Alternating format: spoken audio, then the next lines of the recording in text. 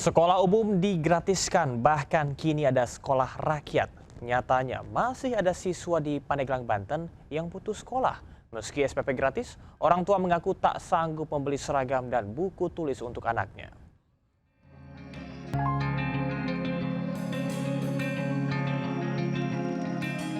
Tahun ajaran baru dimulai, namun tidak semua anak bisa merasakan semangat masuk sekolah.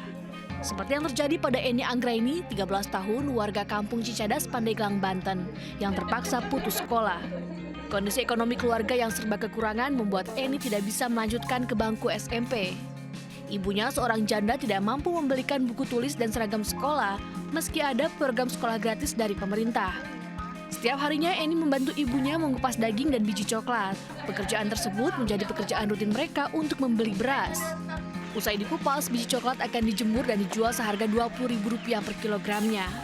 Itu mau sekolah, cuman kan ibaratnya harus ada biaya buat beli bajunya kan gitu. Dari mana kan hasil makan aja nggak cukup gitu buat sehari-harinya. Ibunda Eni mengatakan kehidupannya semakin sulit sejak bercerai dengan suaminya beberapa tahun lalu. Ia berharap ada bantuan dari Pemkab setempat agar sang anak bisa kembali bersekolah. Dari Pandeglang, Banten, Iskandar Rostion, iNews melaporkan. Tahun ajaran baru SDN 10 Krandegan, Banjarnegara, Jawa Tengah hanya mendapat 2 siswa saja. Sekolah tersebut kalah bersaing dengan sekolah-sekolah unggulan lainnya dan sekolah swasta yang menjadi favorit orang tua murid. Meski hanya diisi 2 siswa saja, proses belajar mengajar tahun ajaran baru terus dilakukan di Sekolah Dasar Negeri 10, Krandegan, Banjarnegara. Pada tahun sebelumnya, sekolah hanya mendapatkan 7 murid saja, sehingga total sekolah ini hanya memiliki 43 siswa dari kelas 1 hingga kelas 6. Akibatnya, meski pembelajaran tahun ajaran baru sudah dimulai, hingga kini sekolah masih membuka pendaftaran siswa, menunggu siswa yang belum mendapatkan sekolah. Walaupun kami juga sudah berupaya membangun komunikasi dengan komite, terus dengan masyarakat, bahkan kami door to door Pak, datang ke rumah-rumah. Namun memang kebetulan kalau wilayah yang dekat sekali sini nggak ada anak kecil, rata-rata sudah masuk SMP.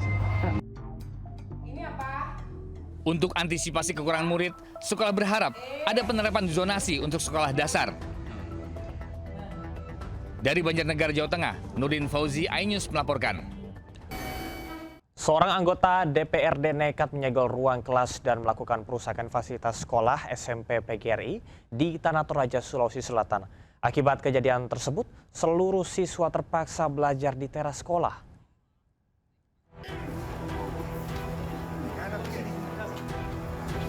Puluhan siswa-siswi terpaksa belajar di teras sekolah akibat ruang kelas dikunci sepihak seorang anggota DPRD DKB di SMP PGRI Marinding, Toraja Utara.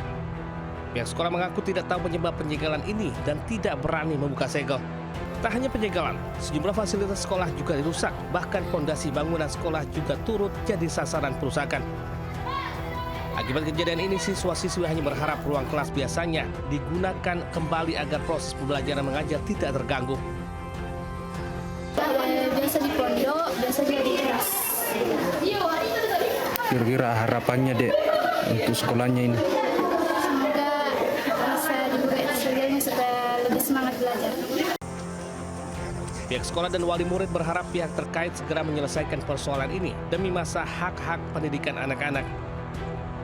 Dari Tanah Toraja, Sulawesi Selatan, Jufri Tonapa, iNews melaporkan. Pemirsa, viral sejumlah belatung muncul dari menu makanan bergizi gratis yang akan dikonsumsi siswa SMA dan SMK di Tuban, Jawa Timur. Ironisnya, temuan belatung ini terjadi di 2 sekolah sekaligus.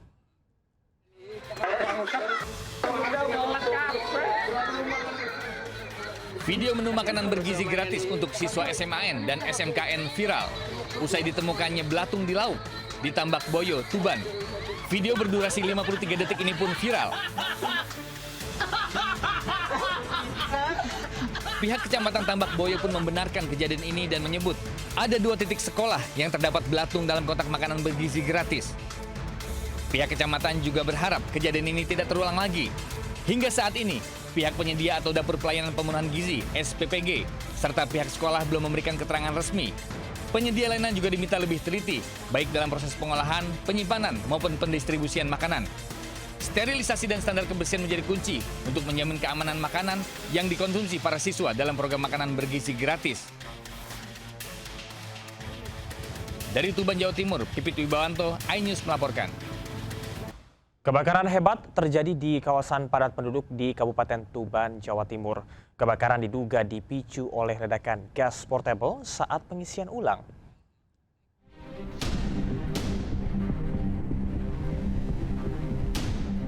Kebakaran melanda sebuah rumah produksi kue di Kelurahan Kebonsari, Kabupaten Tuban, Jawa Timur. Api diduga berasal dari proses isi ulang gas portable yang dilakukan terlalu dekat dengan kompor. Ledakan gas terjadi dan langsung memicu kebakaran hebat. Satu orang karyawan terpaksa dilarikan ke rumah sakit setelah mengalami luka bakar ringan akibat ledakan tersebut. 3 unit armada damkar Pos Mako Tuban langsung diterjunkan ke lokasi.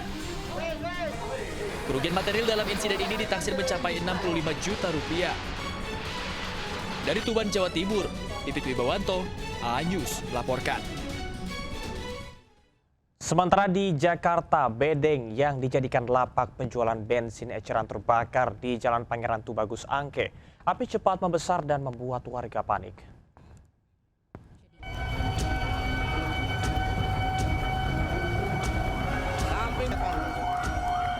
Kobaran api dengan cepat meludeskan bangunan bedeng yang dijadikan tempat penjualan bensin eceran di kawasan Pekojan, Tambora, Jakarta Barat. Material bangunan yang terbuat dari kayu dengan mudah dilahap amukan si jago merah. Api berhasil dipadamkan 30 menit kemudian setelah 3 unit mobil pemadam kebakaran tiba di lokasi. Akibat kebakaran, arus lalu lintas di sekitar lokasi sempat dialihkan sementara saat proses pemadaman. Beruntung, tak ada korban jiwa dalam peristiwa ini. Sementara penyebab kebakaran masih diselidiki petugas kepolisian. Di Jakarta, Miftol Gani melaporkan.